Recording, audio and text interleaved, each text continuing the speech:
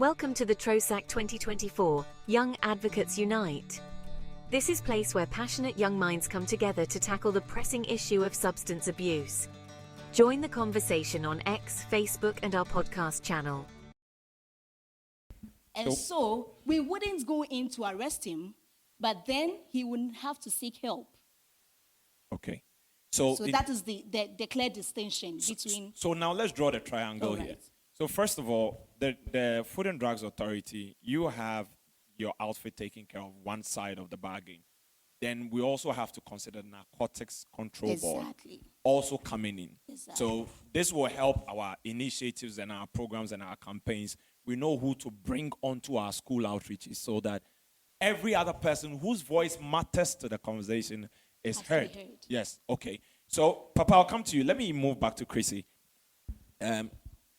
You started a conversation about mental health. You gave us the understanding of what it is in terms of definition. You talked about some of the things to look out for and how we perceive it in Ghana. Okay. From your experience so far, can you tell us some of the things that in clinical terms they will call the stresses? The things that are the stresses for people to feel depressed, for people to feel stressed or heartbroken, whatever. What are the stresses that you have experienced that you can share with us for us to also learn? Okay. So, it all depends on each and every individual. I must say, one, if there's a level to what everybody can take mentally, okay? Probably I am a very multi-tasked person, okay? And sometimes people think that, oh, I'm just using that to, when you are trying to kind of, how do I put it? I want a better word for this. It's like you don't want to accept certain things, okay? Maybe you are looking for something and you're just trying to occupy yourself with a whole lot of things. That's what some people think. But naturally, that's how I grew up. So I'm able to multitask things. And I don't feel stressed. I am very okay. If I want to sleep, I will sleep. If I don't want to sleep, I don't sleep. Okay, naturally, that is how I am. But for instance, someone has probably an exams. Workplace, you're having stress issues. The environment alone sometimes is very toxic. Our workplaces. Somebody might be working and will not be appreciated or even recognized. All these things put stresses on us.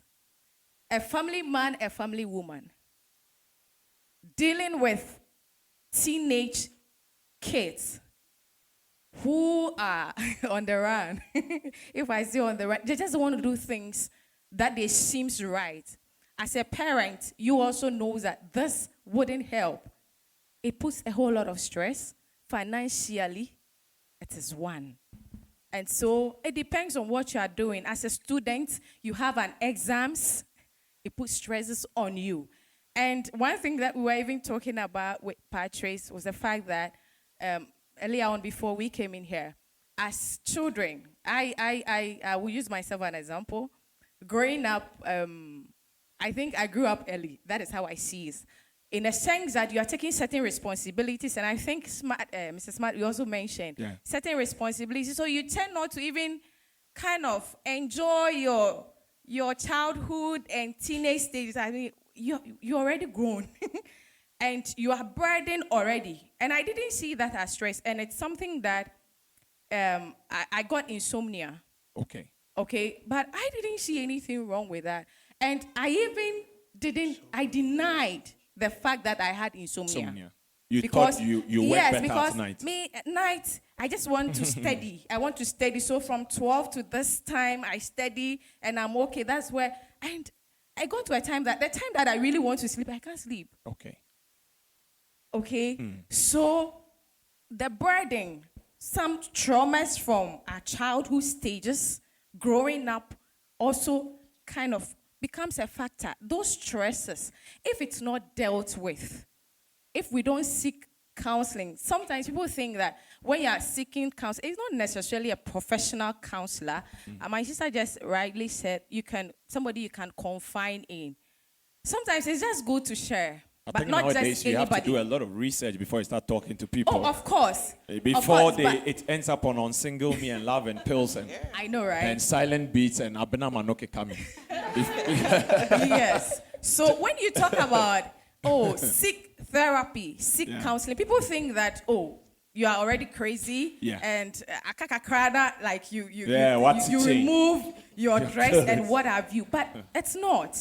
These little things, like I remember somebody made mention of depression, and we have so many misconceptions about depression, mental health, and people think that prayer can take it off. Please, I'm a Jesus girl. I believe in You the have power certificate and in theology. Tell them. I believe in the power of God. But there are certain myths about prayer can take this off. It's white people. White man's sickness. White man's sickness. Yeah. It is not. We are in. I have certain statistics that one time, permit us, we'll then share. we'll jump onto that. We'll jump into that. Ghana, things are happening. The suicidal rate, 1,500 annually. Is it a joke? It's not a joke. And so everybody, regardless your gender, we all attain to that point in life where you are stressed about something. And if it is not managed well, so I've mentioned some of the stresses, okay? And if it is not managed well, now you go into depression. Now it goes on bipolar set, a whole lot of things. So the management is where the issue is. So we'll go to Doc. Doc, she spoke about, I'm coming to Prince to tell us how it all started because we need to get, the background of the story. But I'm coming to you because she mentioned something that I've always been telling people. I told Patrice one day on the X space that, see, when I go to a party, I don't drink something that someone gives me. I don't. Because today, Sobolo is not Sobolo. Yes, you get it. Today, even Indomie is not Indomie. So, yes. Okay. So, it's always about the degree.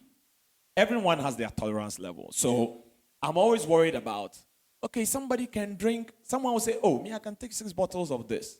And they will sit behind their wheels and drive home. Okay? You will take just a bottle of water. And you are dozing.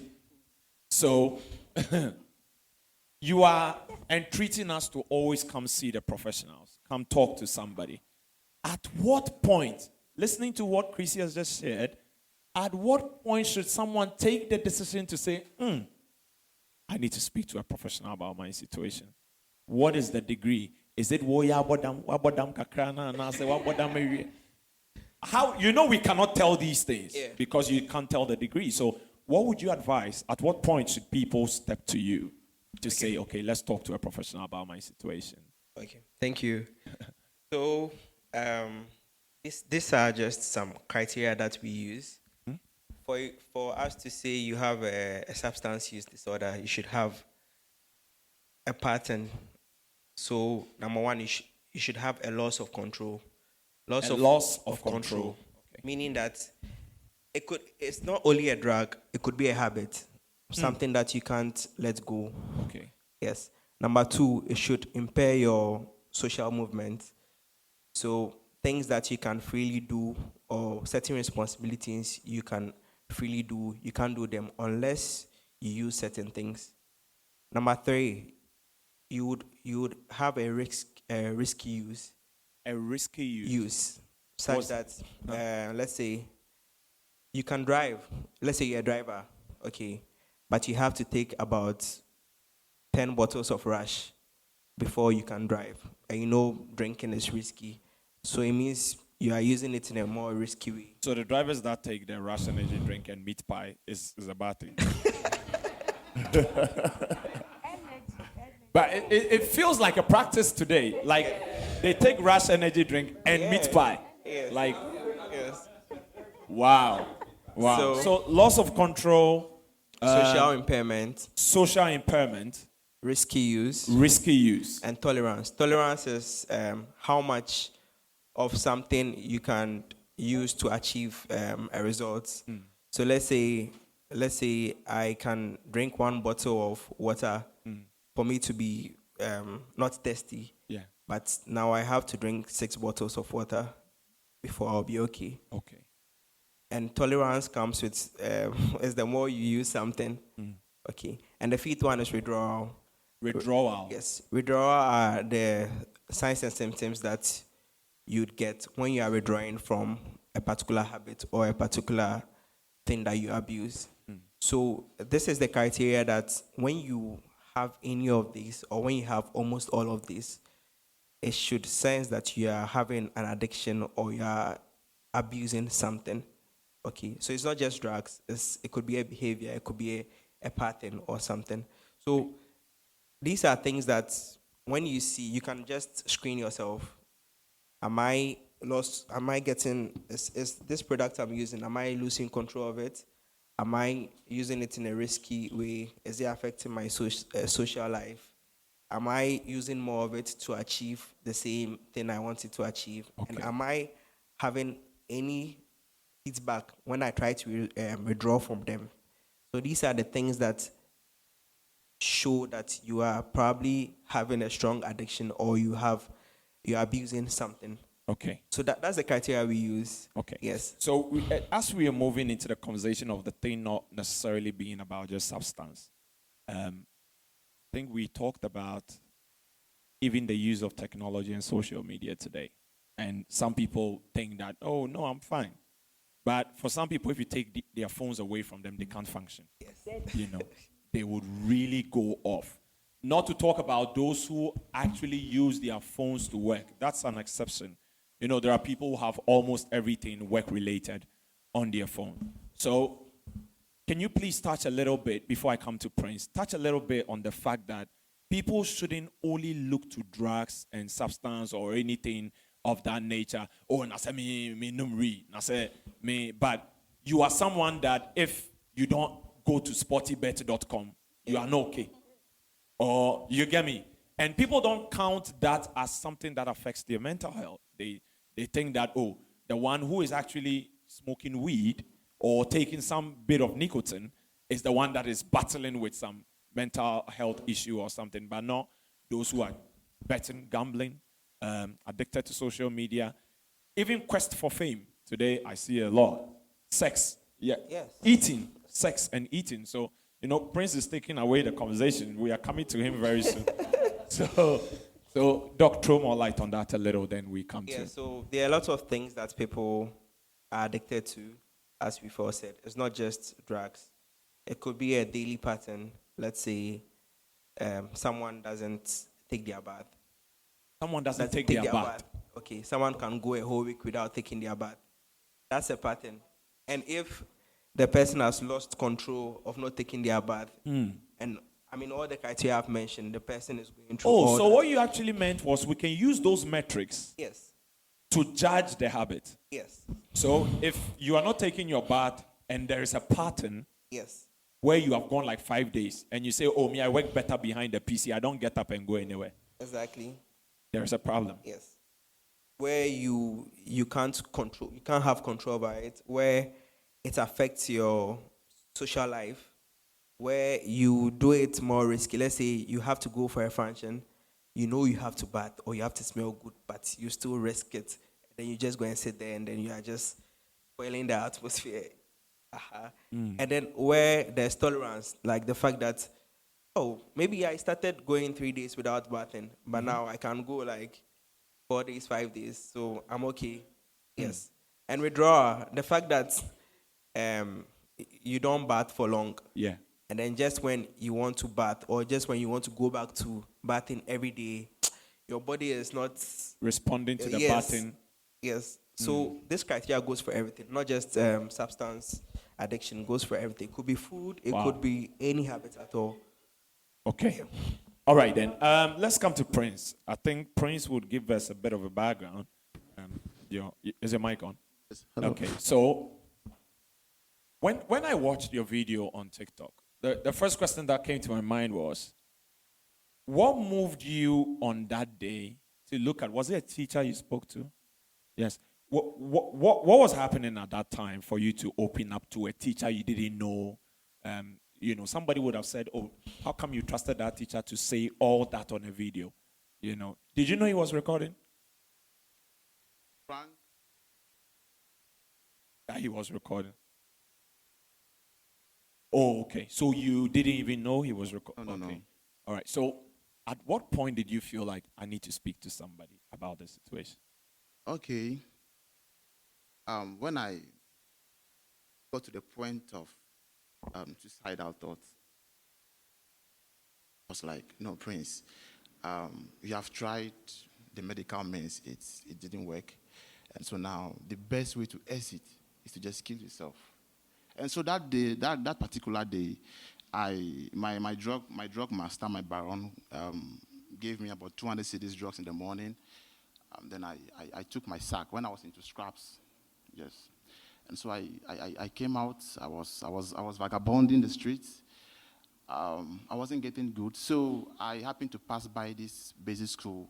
And when I saw the student, I was like, God, this is where these people are. This is where they are most vulnerable. How I wish I had someone who, back in the days, had enlightened me on the dangers of getting into drugs. And so I don't know how come I gathered the courage, and then I was with my, you saw the video, with my sack, looking very untidy. And so I approached the teacher and I was like, sir, my heart is boiling. There is this menace soaring in the Ghanaian society. And I will be glad if from time to time you can bring on board psychiatrists, medical doctors, former addicts who had recovered to come and sensitize the kids on dangers of getting into drugs. At least, the Bible said that for lack of knowledge, my people perish. Perish, yes. You see, at least it will help. What age did you start? What Drugs? Age? Yes. Senior high school 1. I'm 30 now. But In senior high school? yes, first year. Someone introduced it to you? Or Actually, it was a misconception I succumbed to from a senior man. I wrote my BC, had my straight ones, got my scholarship, and then I got to Bishop Eman College in the Volta region. And with that burning desire to be outstanding academically, there was this senior man who was doing very well academically. He could sit for mathematics, score 99, chemistry 99. And so when I took time to study him, I was like, no, there is a secret. And so I got near to him and I was like, senior man, Mr. Sam, so I've realized that you are doing very well academically. Your name is all over. It's a single-sex school. okay. Before you rise to fame in my school, you should either be a deviant or be someone who is doing very well academically. Your name will be all everywhere. Our sister school, the girls will be all over you and stuff like that. So, which school is that? Which school is that? Ola. Ola. I was at Bishop Eman College. Oh, okay, so Ola girls. Yeah, that's our they will sister come around. school. No, like when they hear of how you are Then they are excelling happy, academically, you will be I the see. topic for discussion. You know Wow. what is it, man? And so, when I asked him, I want to be like him. He said, do you want to be like me? He laughed. I never knew he was into weed. And then he told me that weed could enhance my academic aptitude. It could make me study very well. It could make me be phenomenal in my studies. In my studies. So I was like, wow, okay. Anything for academic excellence, I'm in. Because I really wanted to be a guru when it comes to pen and paper. And so at the initial stages, it was through foods and drinks, like beverages and shito. And They used the weed in the shito. To do shito, the weed, while your mother is preparing your shito for you at home. Okay. And she stands up to maybe pick something in the kitchen. Now you open, you open your 10 cedi weed, pour it, and you stir it immediately, that she can be able to tell. Or maybe you buy drinks, and then you put the weed in, you leave it for about an hour, it soaks, and then when you drink, you get an almost similar effect like smoking. Okay. So, first it was through food and drinks, and then as we hung out the more, he had friends in the school that I never knew until I got into their company, smokes weed. They ran down the college, smoked weed. And Mr. Nixon, these guys were doing very well academically. Up to now, it baffles my intelligence. Until the other time I learned that weed gives a focus. Weed gives focus. Yeah, the tetra-9-hydrocannabinol gives a focus. Okay, so you speak on that. A focus Please. at the initial stage, just Yeah. at the initial stage. But at a point in time, it becomes very detrimental. Okay. So I also began smoking the weed. Then mine took the left turn. Okay. Instead of You had a being- loss of control, like Dr. Yes. Papa is talking about. instead of coming to school, learning as he promised me, and then I began to live delusionally, like, you see, hallucination or what? So anytime I introduce these stuff into my system, and then it's all about money. Okay. That's all I tend to think about, like partying.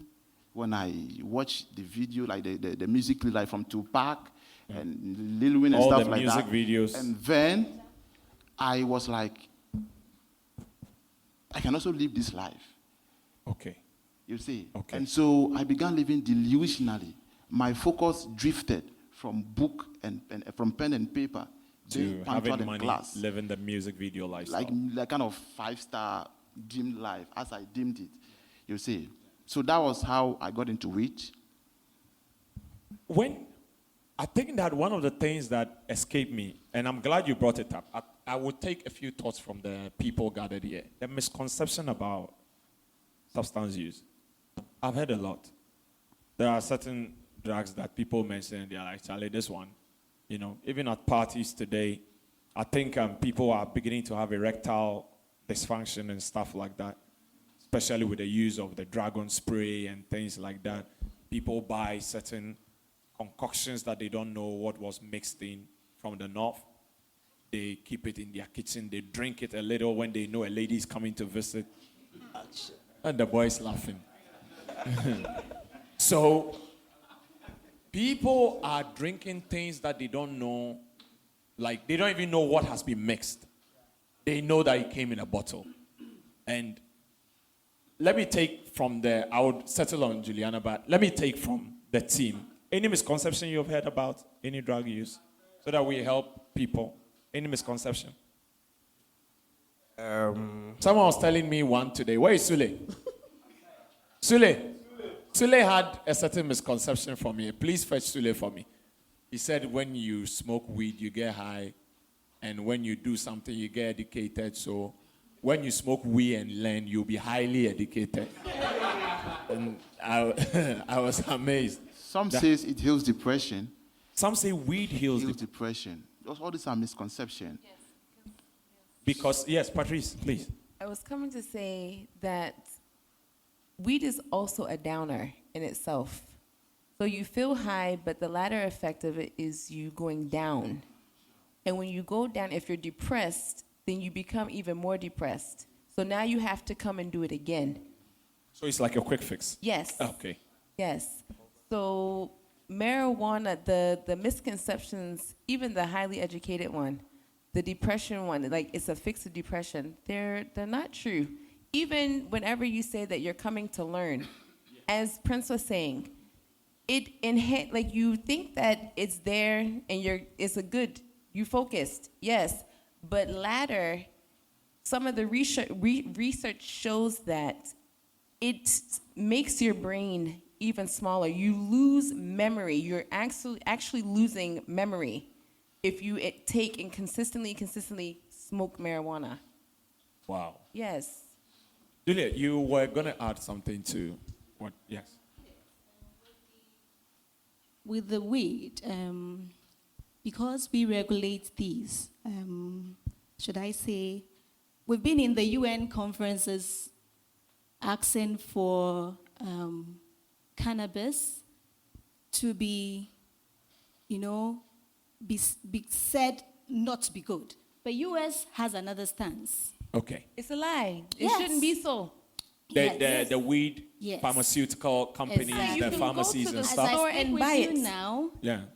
almost every Europe country has weed. I thought it was for the Dispensers. cancers. Those. No, they're dispensers, and you even can get like an THC. ID. Yes. Yes. So as Prince mentioned, the THC, that is a tetrahydrocannabinoid. It's called a what? Tetrahydrocannabinoid. Okay. It's a substance in the weed. Yes. It's basically the purpose of it there medically is to help reduce nausea. Yes.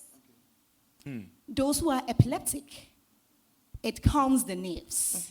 Okay. And so these are what science has proven. And the UN then agrees that if we want to stick to cannabis, then the THC level in every cannabis to be used should be 0.3%.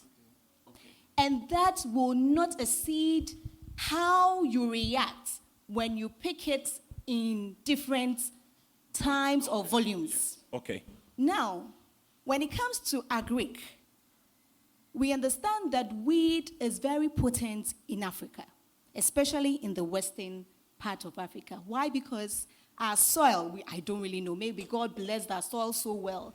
You can actually plant weed at any corner in Ghana and it will flourish. In the US, it is not. And so there's greenhouse effect on that. So they do it in Very specific labs. place, yes. Let me They do put it in labs. Yes. in labs. And so with that, they're able to moderate the THC level that will come out of the plant. And so when you're using it for these epileptic medicines, for It is at the right level. Thank you. Okay. Hey, but no. here in our country, Not in California, unfortunately, is it? because I don't know if you remember Chris Brown. Yeah. Yeah. He came down in Ghana. He came along with his prescribed weed. Yeah. But unfortunately, he ran out. And so he got the Ghanaian one and he was going mad. I don't know if you heard that story. That was about some I years thought he ago. was rather having fun. Oh. No. So quickly, he had to be put Yeah. back on the available flights. Let me tell you, it's a secret. Okay. So he had to be swept off. Other than that, he would have died. Wow. He was going off. That means what we have in Ghana is Very too potent. potent. And so, government It's is the best. trying. And so this is where I don't know. Wow. Okay. So I think I Patrice don't has. know. Is it that in Maryland is a different type of weed that is sold there? There's so many strains of it. yes. Like Okay. whenever I say strains, even the names of them, you might hear googly moogly. You know that it's going to do something to you. So every single name has its own effect to it. So here, like, I don't know what happened to Chris Brown. I don't know. But for those that come, for outsiders that come and they use the marijuana here, sometimes there's no effect to it. Like they don't They feel don't even feel anything. it. They should No, go to no, no, Aveno. no. Do you know Aveno? You don't know Aveno. They should go there. No, Aveno I is should- it's very close to this place. No, I don't know. However, whenever they use it outside, even with the regulation on it, Yeah. you will see them like to an extent that even after so many times of smoking it, now they have graduated. Yes. Yes. And yes, and the graduation goes, here in Ghana, we don't have so many things that there are in the US. So here in Ghana, the most that you might see is somebody smoking a crack pipe. Yeah. All right. However, in the US, even small kids, they have now gone to go see, I won't say Kwesi, but they've gone to go see a doctor. Or they have a grandmother that's in their home that's a diabetic. They've now stolen the needles, and now they're now injecting themselves. Okay. So it's the thing, the marijuana that we have here. Yes. I won't say that it's not potent. I won't say that it's not good. However, even in the U.S. with the regulations that are on there, the weed that they have access to, because of the different types of strains of it, Yes. there are different levels to it. People can start hallucinating. Yeah. some people, after they've taken their marijuana for so long, now the weed is no longer good. Now they have to go to shrooms. Yeah. Now they have to go to crack. Now they have to shoot heroin. The shrooms, is it the mushrooms? Yes. Okay.